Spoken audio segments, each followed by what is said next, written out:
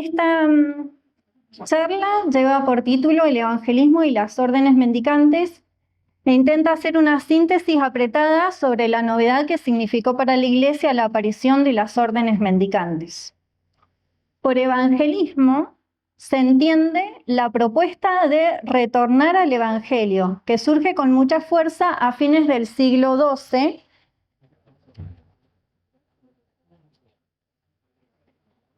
como clave de toda la corriente reformista dentro de la Iglesia. Las últimas décadas del siglo XII asisten al nacimiento de las órdenes mendicantes, dominicos y franciscanos. Estas nuevas órdenes se destacan por aportar un elemento muy novedoso dentro de lo que era la vida religiosa en la Edad Media. Este elemento es la vida en pobreza, en concordancia con el modo de vida que tenían Cristo y sus discípulos.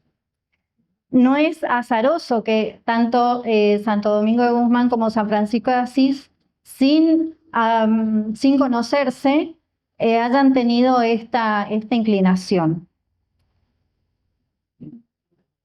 ¿Por qué? Porque dentro de esta época se daban muchísimas críticas a la opulencia de la Iglesia, a la vida de los clérigos, de los religiosos, y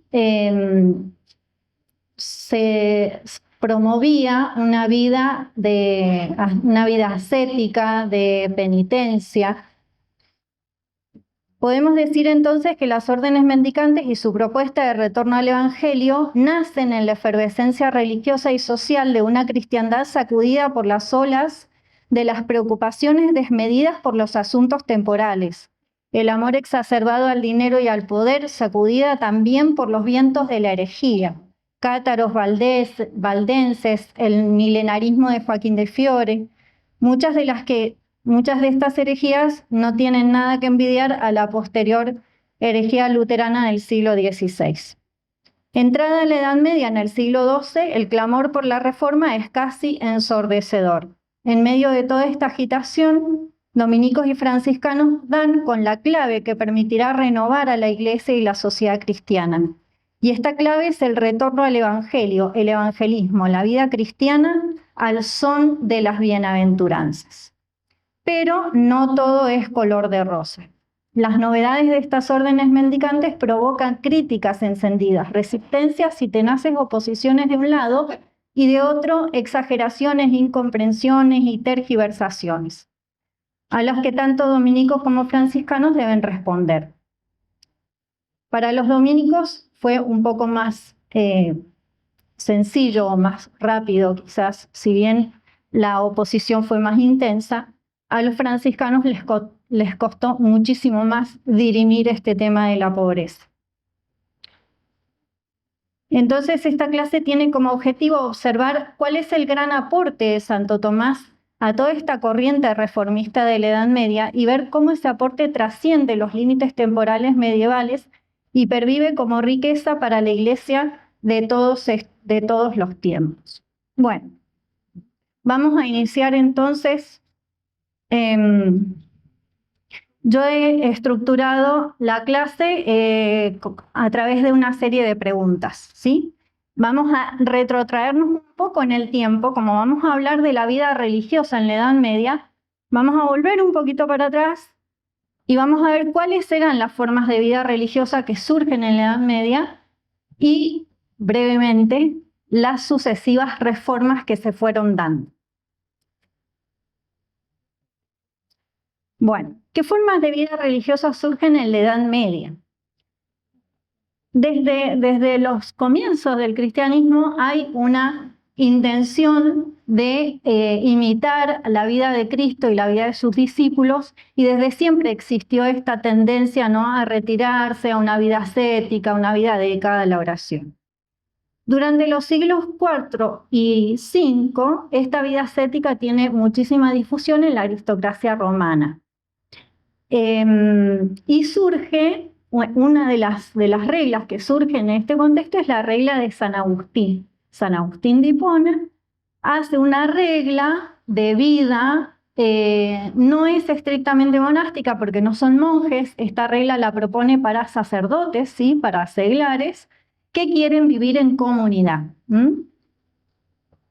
Y luego, posteriormente, la gran regla monástica que surge es la regla de San Benito de Nurcia, que funda el monasterio de Monte Cassino, ese que vimos cómo se destruyó en la Segunda Guerra Mundial. Bueno, funda la primera abadía en Monte Cassino en el año 529 y a partir de allí nace la orden benedictina. ¿Cuáles eran las características de esta orden benedictina? Ellos están dedicados a la oración y al trabajo, digamos, la tarea principal del monje es la oración, es la glorificación a Dios, y como viven en pobreza, porque hacen voto de pobreza, castidad y obediencia, ¿no? Los 3 consejos evangélicos, ellos desarrollan un trabajo manual para el autosustento. Entonces, San Benito va a resumir su regla en esa fórmula ora et labora, reza y trabaja. Bueno, los monasterios se difunden muchísimo en Occidente, ¿sí? Y en torno a estos monasterios benedictinos cumplieron una función importantísima en estos primeros siglos de la Edad Media, porque ellos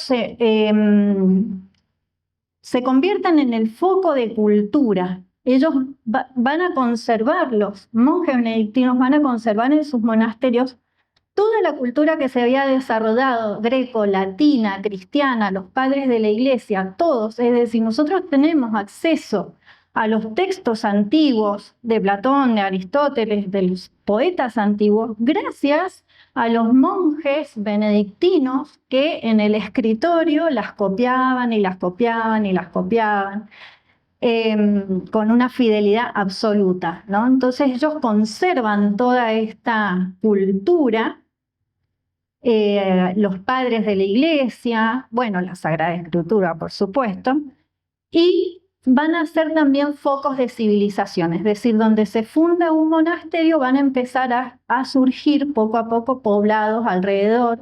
Los monjes, como están dedicados al trabajo manual, se van a dedicar a la agricultura. Bueno, van a ser los grandes promotores de civilización.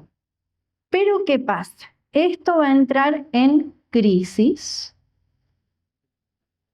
Va a haber un estancamiento a principios del siglo X. Para explicar el deterioro de la vida religiosa a mediados del siglo IX, principios del siglo X, los historiadores aluden a la aparición de la iglesia privada o la iglesia propia. Con este concepto se refieren a la pérdida de libertad que sufre la iglesia en el contexto de la crisis y disolución del Imperio Carolingio. El Imperio Carolingio surge y establece bueno, con la creación del Imperio Carolingio había surgido un vínculo colaborativo de mutuo apoyo entre el poder secular, político, imperial y la jerarquía eclesiástica. Pero el desmembramiento del imperio, pocos años después de la muerte de Carlomagno, sumado a una oleada de invasiones nórdicas que terminan provocando la aparición del sistema feudal, trae consigo la intromisión de laicos en los asuntos eclesiásticos. El obispo que recibía el episcopatus, la iglesia con sus bienes y sus posesiones territoriales, de mano del monarca o del señor del país, quedaba constituido en señor feudal y al mismo tiempo en vasallo del soberano. Entonces, cargos eclesiásticos unidos a un cargo político. Este es un drama que luego se transforma en el problema de las investiduras, la famosa querella de las investiduras. Los laicos que se atribuyen la potestad de elegir a los eclesiásticos en virtud que el cargo eclesiástico está unido a un cargo temporal. Desde el imperio de Otón el Grande, por ejemplo, el papa canónicamente elegido no podía ser consagrado sin antes haber prestado juramento de fidelidad al emperador.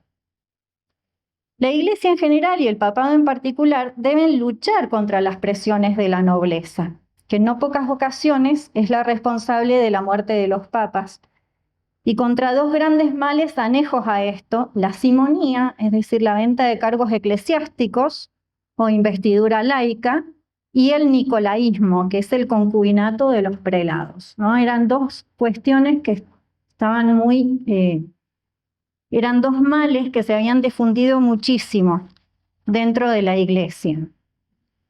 Entonces eso hace que la vida monástica también se vea estancada, ¿no? Porque el abad no lo elegía directamente los monjes, sino que estaba presionado por toda la nobleza, ¿no?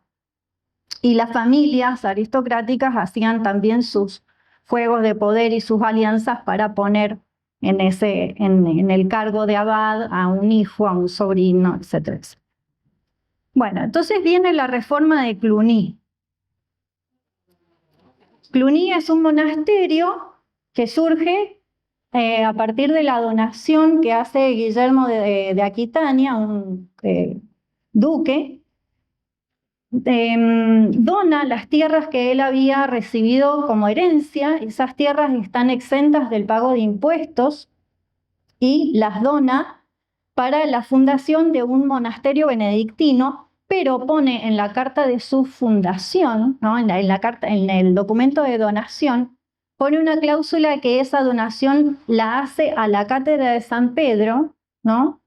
Hace la donación a la cátedra de San Pedro y que ningún miembro de su familia ni ninguna otra persona podía tener derechos sobre esa propiedad. Bueno, el monasterio de Cluny crece muchísimo gracias a esta autonomía que logra tener, logran restaurar lo que es la regla benedictina y la vida del monje, y se difunde por toda Europa, esta reforma de Cluny. Bueno, luego esta reforma de Cluny también va a surgir van a sufrir una serie de altibajos porque también va a quedar como entrampada en esta cuestión de dedicarse a las posesiones. Si bien Cluny estaba liberado de la injerencia de los laicos, ¿no? y de la aristocracia y de la nobleza, si bien era autónomo, Cluny tenía muchísimas posesiones y además recibía muchísimas donaciones. El monasterio de Cluny abrió filiales en muchísimas partes de Europa, se difundió mucho y eran monasterios muy ricos, ¿no? Entonces también los monjes empezaron a sufrir esto de tener que ocuparse de la administración de bienes materiales, ¿no? Entonces ahí surge, como remedio a esto, dentro de lo que son las reformas benedictinas, surge la reforma del Cister, los monjes cistercienses, a la cual pertenece San Bernardo de Claraval. Los monjes cistercienses, entonces, sí.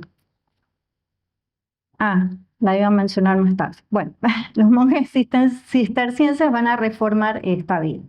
Bueno, pero Cluny no solamente fue una reforma monástica y que tuvo influencias dentro de lo que es la vida religiosa, sino que también esto se tradujo a la iglesia en general.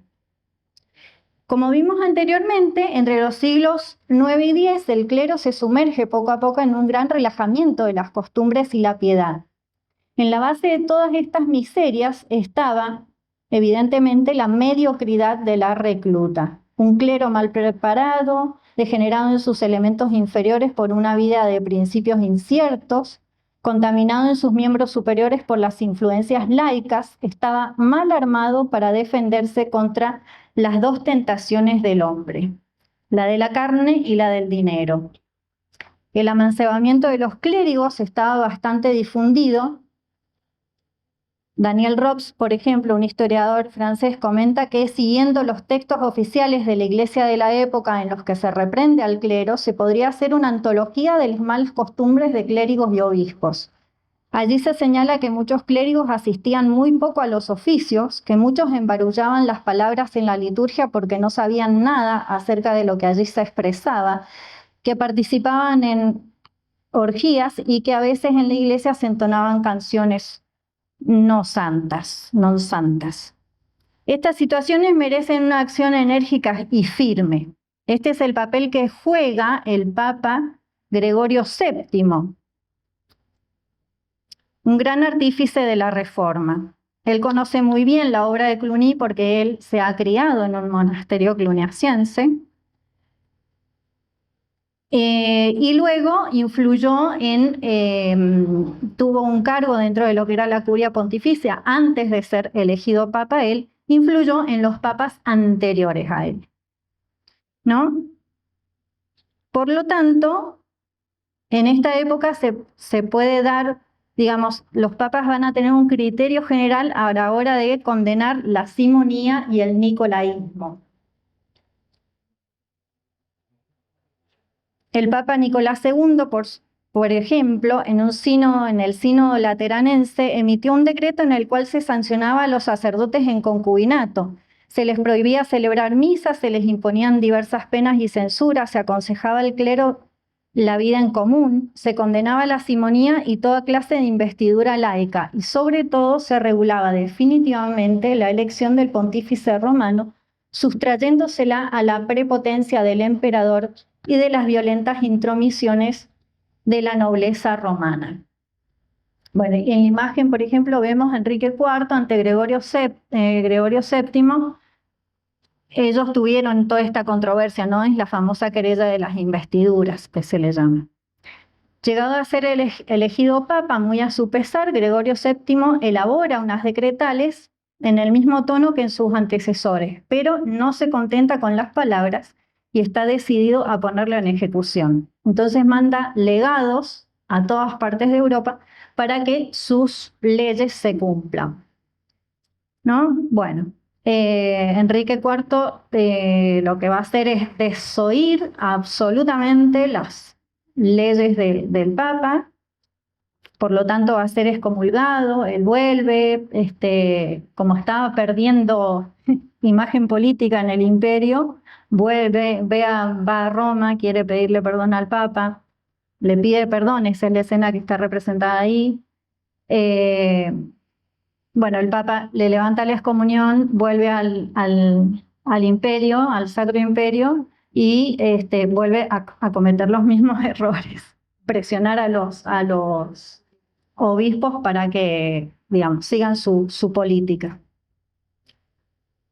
La reforma monástica de Cluny, así todo, ¿no? Gregorio VII tuvo una influencia muy grande y esta reforma gregoriana tuvo su efecto.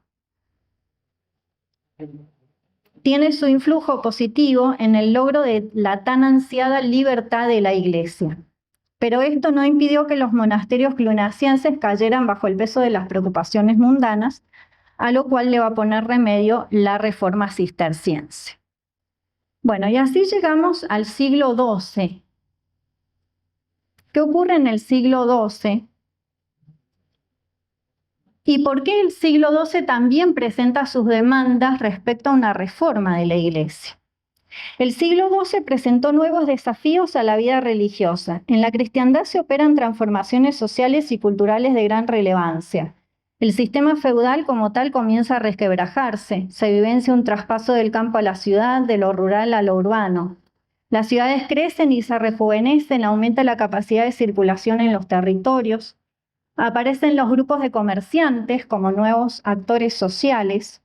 La Iglesia entonces se ve requerida por nuevas demandas en esta sociedad alto medieval. En este nuevo escenario, la vida monástica aparece cargada de inmovilismo, lejos de los centros vitales de la sociedad.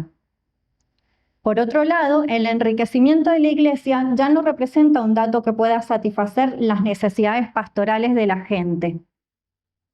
Al contrario, es el caldo de cultivo de los movimientos llamados pauperísticos de la Edad Media, los cuales critican ásperamente el modo de vivir de los sacerdotes y de los monjes en aquel tiempo, acusados de haber traicionado el Evangelio y de no practicar la pobreza como los primeros cristianos. Y estos movimientos contraponen el ministerio de los obispos a una auténtica jerarquía.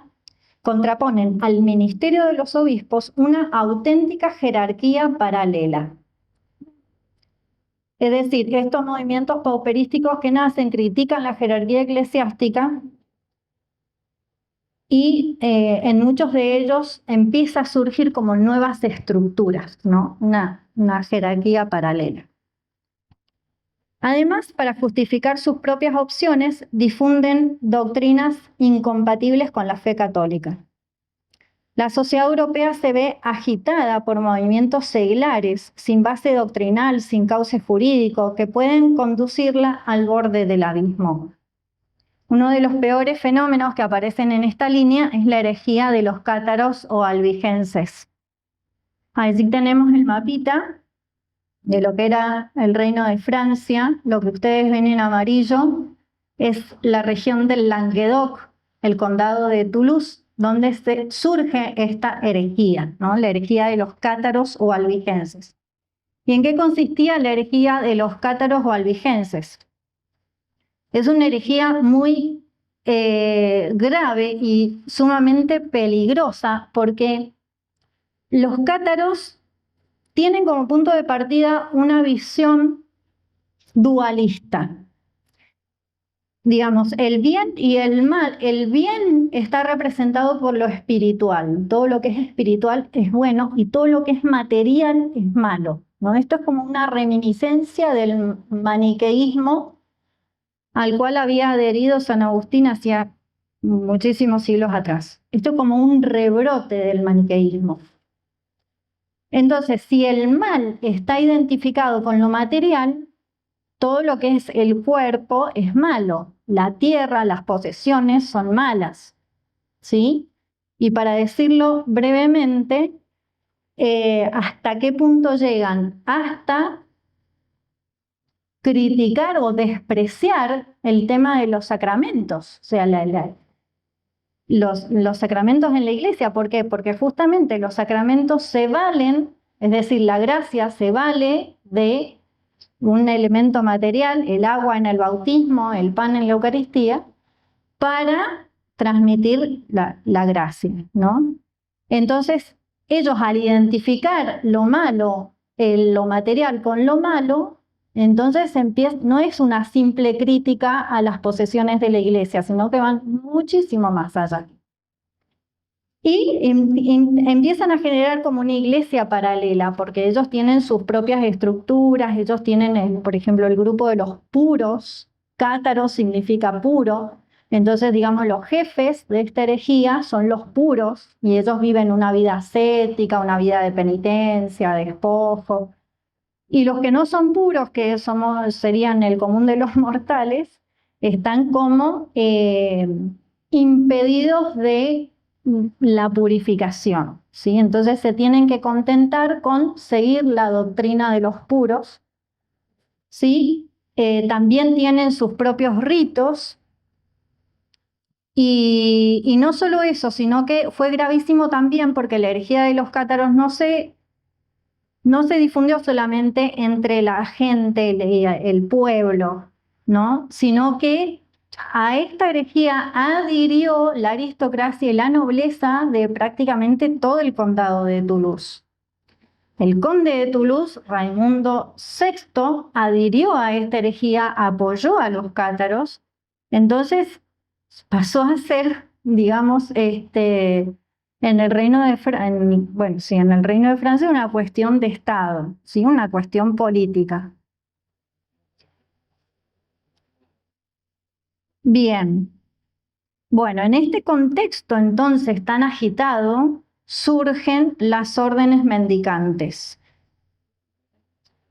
que supieron dar no solo una respuesta novedosa y acertada a estas necesidades, sino también un significado distinto al modo de vida religioso en la iglesia.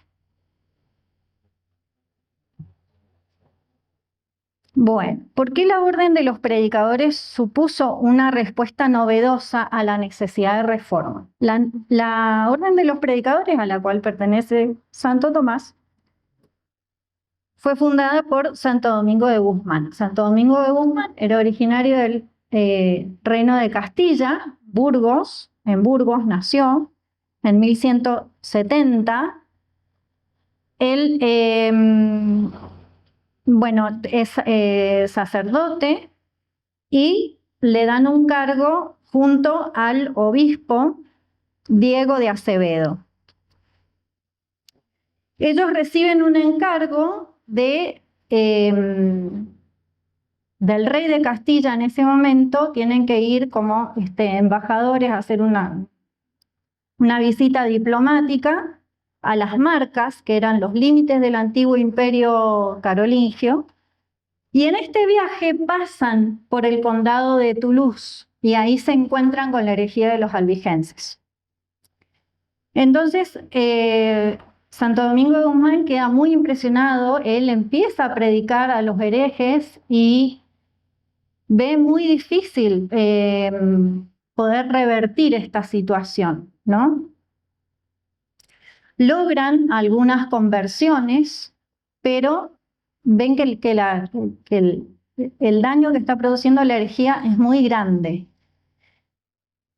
Bueno, esta misión diplomática que tenían ellos se ve truncada y entonces viajan a Roma porque el obispo Diego de Acevedo quería presentarle al Papa un programa de misionero. El Papa no lo acepta en ese momento y vuelven, ¿sí? Y vuelven a pasar por el condado de Toulouse, ¿no? Y allí se encuentran con una delegación de legados pontificios que han sido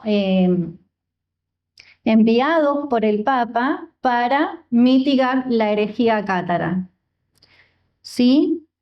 En el año 206 ocurre esto. La llegada del obispo Diego vino a modificar providencialmente las deliberaciones de estos legados. Él les recomendó que, puesto que los herejes se dejan ganar por la virtud del buen ejemplo de la pobreza, y ellos, por el contrario, iban magníficamente abastecidos, pomposamente vestidos, rodeados de alazanes y lacayos, el único recurso eficaz era abandonar toda la opulenta y deslumbradora vistosidad de sus comitivas y abrazar valientemente la pobreza evangélica. Esto es lo que les propone el obispo Diego de Acevedo. Bueno, es así que ellos mismos, Diego de Acevedo y Santo Domingo de Guzmán, que estaban allí, hacen esto, ¿no? Empiezan a vivir la pobreza. Diego de Acevedo tiene que volver a Castilla, Santo Domingo solo, ¿no? En Toulouse. Se establece en Toulouse y recibe de un laico, Pedro Sella, la donación de una casa. Y esta es, digamos, los primeros comienzos de la Orden de los Predicadores. El obispo de la diócesis de Toulouse los nombra predicadores diocesanos. El texto del documento dice así: Nos, Fulco, Fulco era el obispo de Toulouse, por la gracia de Dios, humilde ministro de la silla de Tolosa, queriendo extirpar la herejía, desterrar los vicios, enseñar a los hombres las reglas de la fe y formarlos en las buenas costumbres, instituimos por predicadores de nuestra diócesis a Domingo y a sus compañeros que se propusieron andar a pie con pobreza evangélica a predicar la fe del evangelio. Para ello les asignó la sexta parte de los diezmos que las iglesias parroquiales para sustento de los predicadores. Y si a fin de año, dice el documento, si a fin de año sobra algo, que se lo emplee según el obispo le parezca conveniente.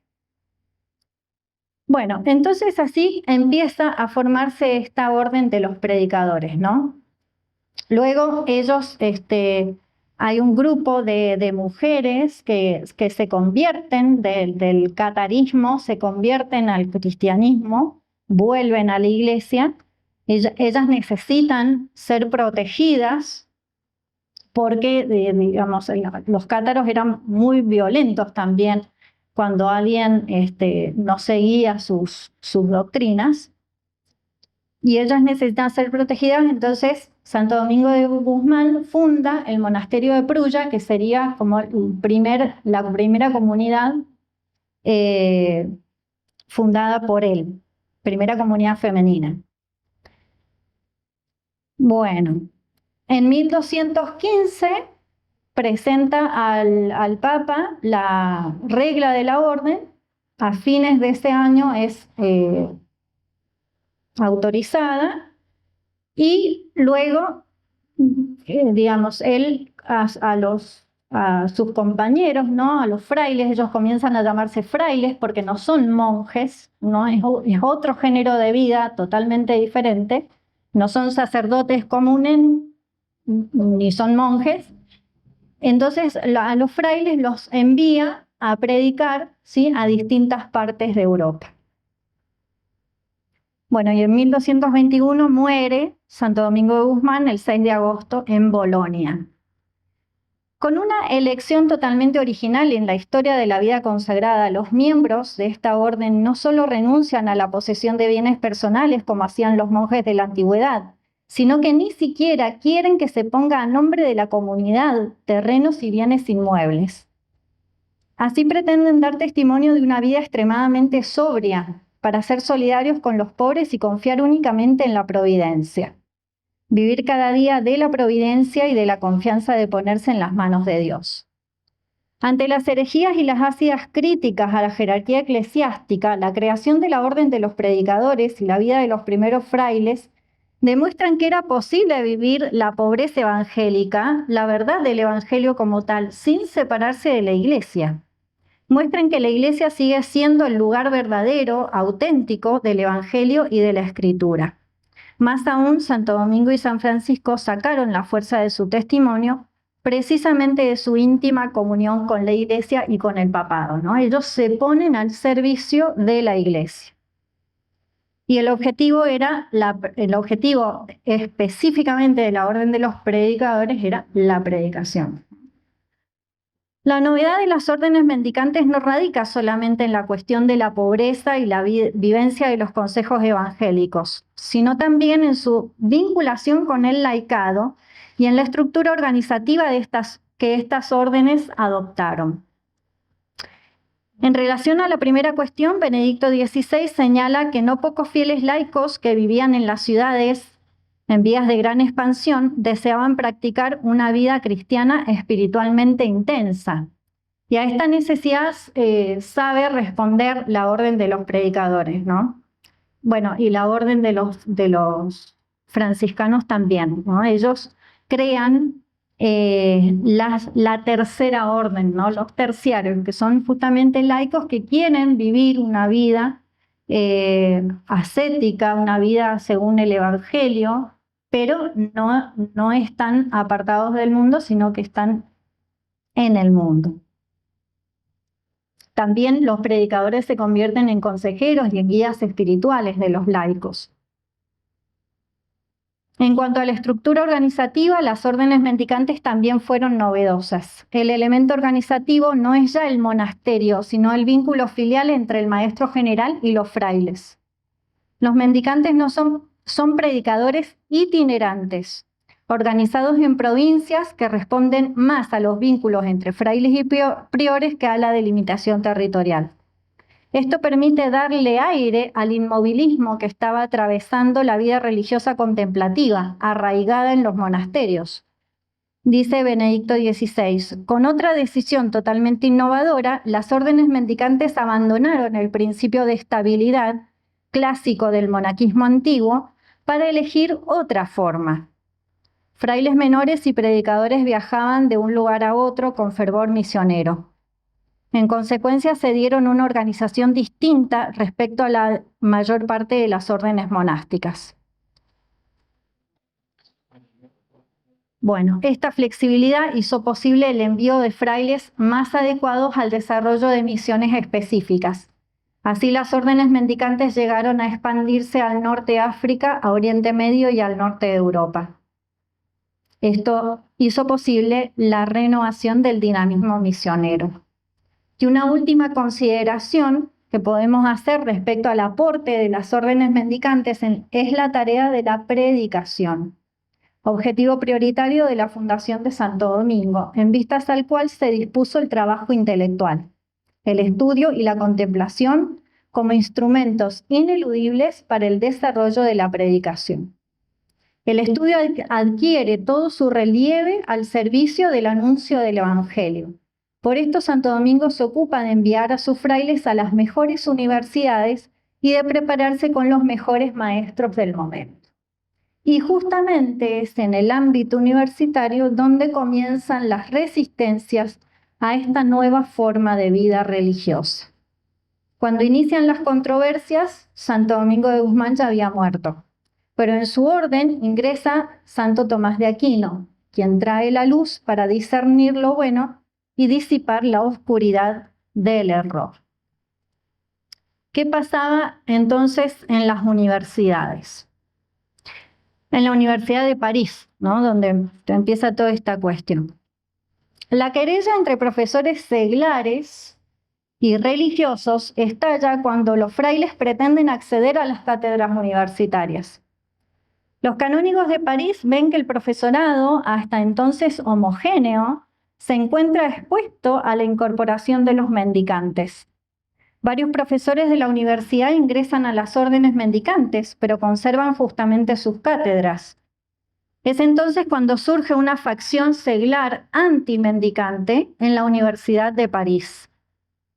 Los argumentos que sostienen para afirmar que la vida de los religiosos es un impedimento al ejercicio de la docencia tienen que ver justamente con la novedad introducida por este nuevo género de vida. La dedicación al estudio en función de la predicación y la vida en pobreza que exime del trabajo, del tradicional trabajo manual.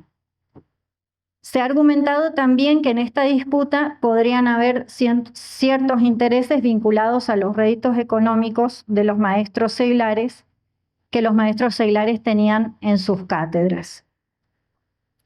En el contexto de esta controversia, el delegado de esta facción ante el Papa es Guillermo del Santo Amor, que escribe un opúsculo en 1256 titulado De Periculis Novissimorum Temporum, sobre los peligros de los últimos tiempos, en el cual acusa a los mendicantes de ser los falsos predicadores de los últimos tiempos. Reclama a las autoridades eclesiásticas que envíen a los mendicantes a los monasterios, de donde no deberían haber salido nunca, para que allí trabajen con sus manos, y ataca especialmente la labor de los mendicantes en la cura de almas y la predicación. Es posible deducir los argumentos expuestos en el De Periculis a partir de la defensa de su orden que escribe Santo Tomás. Al parecer, los detractores de los mendicantes afirman que la pobreza voluntaria, expresada en la renuncia al patrimonio, sería un atentado contra la ley natural, porque se desprecia la posibilidad del autosustento. Consideran también que la pobreza es una ocasión del mal, porque algunos son inducidos a cometer hurtos por ella. Cita el libro de los Proverbios, donde el autor sagrado pide a Dios que no le deje en extrema pobreza para evitar tentaciones de blasfemia o hurto. Otro razonamiento utilizado también por quienes objetan la pobreza voluntaria se formula en torno a la noción de la sociabilidad humana, porque dice quienes renuncian a sus posesiones no pueden contribuir a la cooperación y a la ayuda mutua en el ámbito comunitario. Otro detractor, Gerardo de Abbeville, en su tratado contra los adversarios de la perfección cristiana, fechado alrededor de 1269, apoyó la tesis de Guillermo del Santo Amor para disuadir a los jóvenes de entrar en la vida religiosa. Bueno, la querella que se produce en la universidad es muy grave, digamos. Cuando Santo Tomás llega a la Universidad de París, él tiene que dar la conferencia inaugural y no puede porque los estudiantes son agitados por estos detractores de la vida mendicante. Incluso el rey Luis IX de Francia tiene que enviar guardias para que custodien la universidad y los frailes no sean agredidos por estos estudiantes, ¿no? Así todo, los frailes tienen muchísimos estudiantes que los siguen, asisten a sus cátedras, y bueno, y por esto también surge este resquemor, ¿no es cierto?, de los seglares de acusar a los mendicantes de estar como metiendo en la vida religiosa a la fuerza a los estudiantes. Bueno, para responder a Gerardo de Abbeville, Santo Tomás escribe Contra Retraentes, en el que desarrolla la presentación y defensa de las nuevas órdenes mendicantes que se proponen la pobreza en común, por contraste con los ricos monasterios tradicionales, en los que la pobreza personal de cada monje no impide a la orden tener grandes posesiones. Guillermo del Santo Amor no comprendió que los religiosos mendicantes no son monjes, ni hasta qué punto la orden de los predicadores está fundada específicamente para el estudio y la predicación. Su libro es condenado por el Papa Alejandro IV, no sin causar alborotos que se prolongarían durante mucho tiempo. Su conservadurismo teológico le lleva a ignorar la novedad del espíritu y su obra en la historia de este tiempo. De otro lado, aparecen quienes, en nombre justamente de la novedad del espíritu, exageran la propuesta de la pobreza evangélica, grupos que igualmente serán condenados por la Iglesia.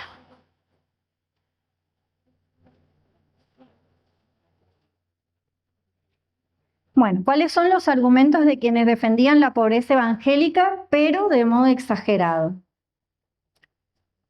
Ya hemos mencionado cómo a mediados del siglo XII las necesidades de reforma se acentúan en la Iglesia y este ambiente es propicio para el surgimiento de los movimientos pauperísticos que nombramos anteriormente. Surgen entonces, por ejemplo, los grupos La Herejía de los Valdenses o Pobrecitos de Lyon, que reclaman al clero una mayor libertad para la lectura de la Sagrada Escritura, reclaman además la vida en pobreza, atacan a la jerarquía eclesiástica, a la opulencia de los obispos, y este movimiento es condenado por la Iglesia. Otro movimiento que mencionamos en esta línea es los cátaros o albigenses, ¿sí? Y por otro lado, encontramos las tendencias derivadas del movimiento joaquinita a partir de los textos de Joaquín de Fiore. Estas ideas influyen especialmente dentro de la orden franciscana, sobre todo luego de la muerte de San Francisco de Asís. Luego de la muerte de San Francisco de Asís aparecen claramente dos tendencias. Una, que son los franciscanos de la comunidad, que aceptan la necesidad de adaptar las enseñanzas del fundador a las necesidades surgidas de la predicación. Ven que algunos de sus preceptos, por ejemplo, como el de no recibir jamás dinero, el no tener cosa alguna en propiedad, ni siquiera el edificio en el que se vive, esto era impedimento para el desarrollo de la actividad apostólica de los frailes. Entonces, este grupo propone una mitigación de la regla dentro de la orden franciscana. Pero surge otra facción reaccionaria, rigorista, que rechaza cualquier modificación. Estos sostienen que la posesión de los bienes es un impedimento al seguimiento de Cristo. Abogan por la más estricta y rigurosa pobreza sin admitir propiedad de nada, ni de las cosas que se dicen para consumo, las cuales no era lícito almacenar o hacer acopio de ellas. Esta pobreza absoluta se identificaba con la perfección evangélica observada por Cristo y los apóstoles, de la cual ni el Papa, dicen, podía conceder dispensa. Estos son los franciscanos espirituales que posteriormente enlazan su postura con el movimiento joaquinita, a partir del cual afirman que la orden franciscana sería la encargada de predicar el fin del mundo y de la iglesia jerárquica, fijando como fecha límite el año 1260. Esta herejía se va a reflejar posteriormente en Guillermo de Ockham y Marsilio de Padua, quienes propenden a la desaparición de la iglesia jerárquica en favor de un Estado laico. Bueno, no me voy a detener en la predicación, en las tesis de Joaquín de Fiore, porque es un tema que lo van a ver en otra charla, pero Joaquín de Fiore hacía una división de la historia, ¿no? Y en la última etapa de la historia sería el momento del Espíritu Santo, ¿sí? Entonces, estos movimientos que abogan por la extrema pobreza también atacan la jerarquía eclesiástica y dicen que toda esta jerarquía eclesiástica se tiene que disolver porque es el momento del Espíritu Santo en el que cada fiel, digamos, es como que el Espíritu Santo va a hablar en cada uno de los fieles, ¿no? Entonces ya no vamos a necesitar ni sacerdotes, ni sacramento, ni nada. Y esto es esta idea, ¿no?, de la destrucción de la iglesia jerárquica va a ser tomada en el siglo XIV por Guillermo de Ockham y Marsilio de Padua. Bueno, ¿cuál es la doctrina que sienta Santo Tomás respecto a la pobreza evangélica? Porque parecería que no se encuentra, ¿no es cierto?, el modo de conjugar la vida pobre con la vida normal de las personas. La doctrina de Santo Tomás respecto a la pobreza evangélica fue elaborada en atención a estos dos frentes. Contra la facción secular o seglar debe defender el estado de pobreza voluntaria como ejercicio propio en el seguimiento de Cristo. Y contra las exageraciones de los franciscanos debe defender la justa posesión de los bienes. La respuesta de Santo Tomás a Guillermo de Santo Amor y otros detractores de la vida religiosa mendicante no se hizo esperar. Apenas incorporado a la Universidad de París, en el fragor de la contienda, Santo Tomás comienza a elaborar los argumentos en defensa de su orden. Y es tan profundo y sagaz en esta tarea que la doctrina allí expuesta implica una nueva mirada, más diáfana y certera sobre la vida cristiana y su fin. La respuesta a Guillermo de Santo Amor es el origen de uno de los textos conocidos como contraimpugnantes, mientras que la respuesta de Gerardo de Abbeville se encuentra en el contra retraentes y en el de perfecciones vitae espirituales. Además, incluye el tema de la pobreza evangélica en los capítulos 131 a 135 del libro tercero de la Summa contra Gentiles y repite los mismos argumentos en otros textos menos conocidos. Siguiendo estos textos, podemos decir que las objeciones al tema de la pobreza son 7. ¿Cómo vamos con el tiempo? Bien, bueno. Son 7 entonces las objeciones. La primera es la siguiente. Le han dicho a los mendicantes que los hombres necesitan para la conversión de su vida muchas cosas que no pueden hallar en todo tiempo. Luego, es natural que el hombre reúna y conserve lo que es necesario. Y es por tanto contra la ley natural el desparramar mediante la pobreza las cosas acumuladas. A esta objeción, Santo Tomás responde: aunque exista naturalmente en el hombre el apetito de reunir lo que es necesario para la vida, no está en él de tal modo que sea necesario que cada uno se ocupe de esto. Y además, como la vida de los hombres no solo necesita cosas corporales, sino principalmente cosas espirituales, es preciso también que algunos se dediquen a las cosas espirituales en beneficio de los demás, debiendo estar exento de cuidados temporales. Por ello, la divina providencia distribuye los diversos oficios entre personas distintas, contando con que algunos tienen más inclinación a unos oficios que a otros. La segunda objeción dice así: así como es contra la ley natural el que alguien se suicide, también es contra la ley natural el que alguien se abstenga de las cosas necesarias a la vida mediante la pobreza voluntaria. A esto, Santo Tomás responde que los que abrazan la pobreza voluntaria no se privan del sustento de la vida. Les queda una esperanza probable de sustentar la propia vida, bien por el trabajo propio o bien por los beneficios de otros. La tercera impugnación dice: los que se abstienen del patrimonio exterior por el que se auxilia grandemente a los demás se vuelven impotentes para prestar dicho auxilio. Luego es contra el instinto natural y contra el bien de la misericordia y de la caridad que el hombre se abstenga de todos los bienes de este mundo por la pobreza voluntaria. A ella, Santo Tomás replica: quien se priva mediante la pobreza voluntaria de la facultad de socorrer a otro en cosas temporales para conseguir cosas espirituales por las cuales pueda socorrerle con más utilidad, no obra contra el bien común de la sociedad humana. La cuarta objeción se argumenta: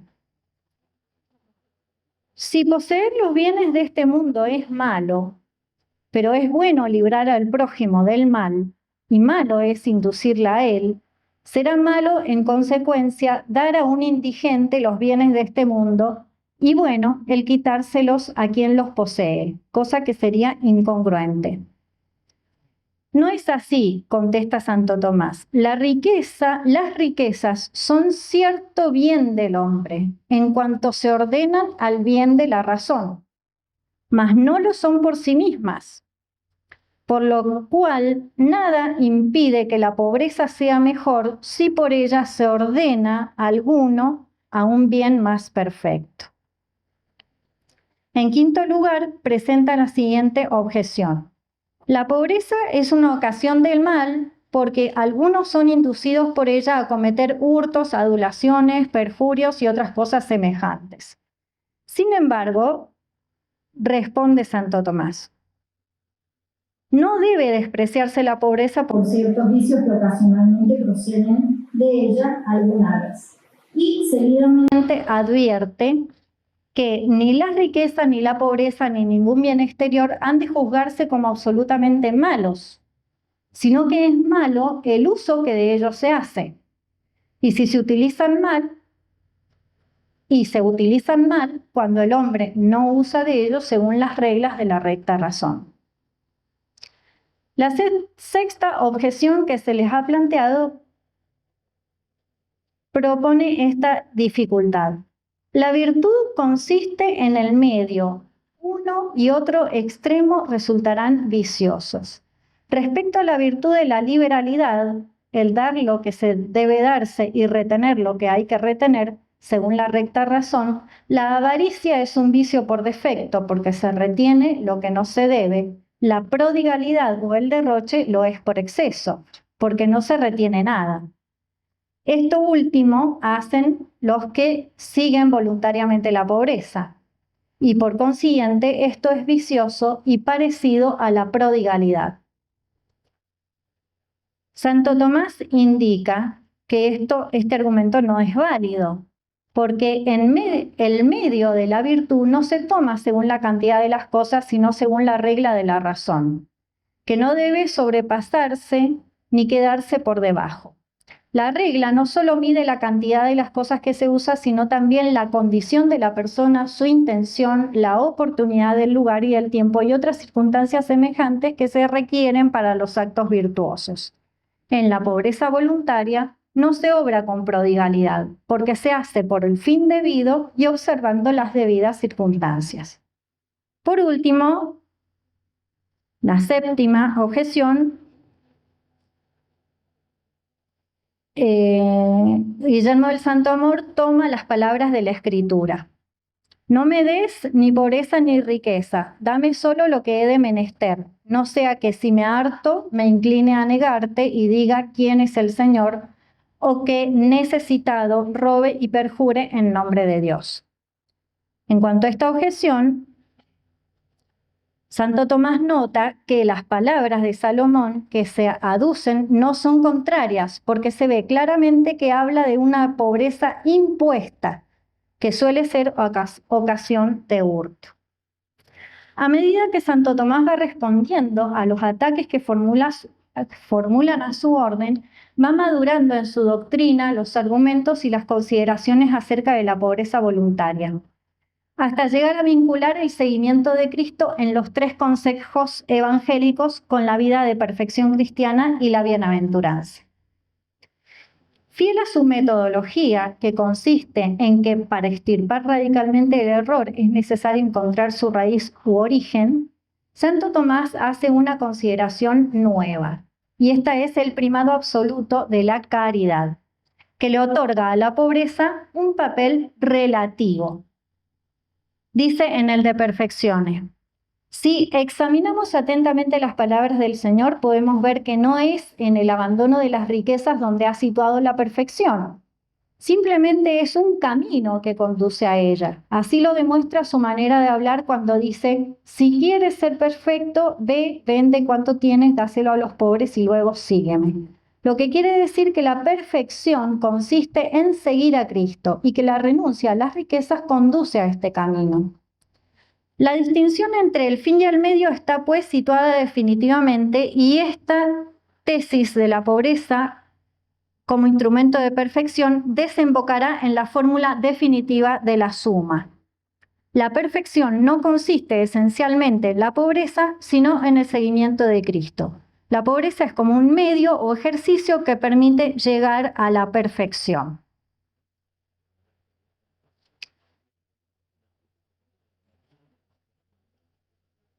Si bien no todos están llamados a vivir la pobreza voluntaria, esta es una elección de algunos en el seguimiento de Cristo. A lo que todos están llamados es a la perfección en la caridad. Por eso, la razón última para defender la pobreza voluntaria y el seguimiento de los consejos evangélicos es la caridad. Los consejos evangélicos no son un fin en sí mismos, sino ayudas para que el cristiano camine hacia la bienaventuranza. Aquí está el valor que Santo Tomás le concede a la elección de vivir en pobreza, castidad y obediencia. Dice en la Suma Teológica: ahora bien, el hombre se haya colocado entre las cosas de este mundo y los bienes espirituales en los que consiste la eterna bienaventuranza, de tal modo que cuanto más se adhiere uno a ellos, tanto más se aparta del otro y recíprocamente. Por lo tanto, el que totalmente se apega y adhiere a las cosas de este mundo, poniendo en ellas su fin y teniéndolas como normas y reglas de sus obras, se aparta del todo de los bienes espirituales. Tal desorden se rectifica mediante los mandamientos. Mas, para llegar a este fin último, no es necesario desechar en absoluto las cosas del mundo, ya que usando el hombre de ellas, puede aún llegar a la bienaventuranza eterna, con tal de no poseer en ellas el último fin, aunque llegará más fácilmente abandonando totalmente los bienes de este mundo. Por eso el Evangelio propone ciertos consejos acerca de este particular. Y más adelante agrega que, secundaria e instrumentalmente, la perfección consiste en el cumplimiento de los consejos, todos los cuales, como los mandamientos, se ordenan a la caridad, pero de manera distinta. Porque los mandamientos se ordenan a apartar lo que es contrario a la caridad, es decir, aquello con lo que la caridad es incompatible, tal como lo es el pecado. En cambio, los consejos se ordenan a remover los obstáculos de los actos de la caridad, que sin embargo no la contrarían. En definitiva, se trata de observar que los consejos evangélicos entroncan con los mandamientos del amor. El fin es abrir el camino del cristiano hacia la bienaventuranza, hacia la vida feliz. Así, los consejos forman parte de la ley evangélica, la ley nueva, que se expresa particularmente en el Sermón de la Montaña. Pinkers dice: toda la moral que Santo Tomás expone, centrada en las virtudes teologales y con la ley evangélica y el Sermón de la Montaña, se dirige al conjunto de los cristianos por la gracia del Espíritu Santo. El estado religioso se sitúa exactamente en esta línea y no tiene otra meta más que el fin propuesto a todos, la vida según el Evangelio y la perfección de la caridad. Sin embargo, este estado se convierte en un signo especial en favor del Evangelio mediante un modo de vida más directamente orientado a él gracias a los principales consejos que realiza. Ciertamente, los consejos evangélicos se dirigen a todos, pero no todos pueden practicarlos de la misma forma, ya que las vocaciones difieren, lo que entraña modos de vida distintos. No obstante, la práctica especial de los consejos por unos está destinado al bien de todos, según la caridad. No se puede separar a los religiosos de los otros cristianos en el estatuto de la ley evangélica, sin que todos sufran por ello. Si en cierta medida los caminos y los medios difieren, el fin y las virtudes que conducen a él son los mismos. La ley evangélica no se compone solamente de preceptos como las otras leyes. A ellos se añaden los consejos, que se presentan como indicaciones preciosas proporcionadas a cada persona para ayudarla a progresar más eficaz y cómodamente hacia la perfección de la caridad y de la bienaventuranza prometida. Por tanto, el evangelismo propuesto por las órdenes mendicantes, pensado, contemplado y explicado por Santo Tomás, enriquece la doctrina moral cristiana. Indica que la ley nueva es ley de libertad, no porque deje de lado el decálogo y los principios morales, que de hecho no los deja, sino porque el motivo por el que se los sigue no es el miedo al castigo, sino el amor del bien que se ha descubierto en el corazón de cada mandamiento. Muchas gracias.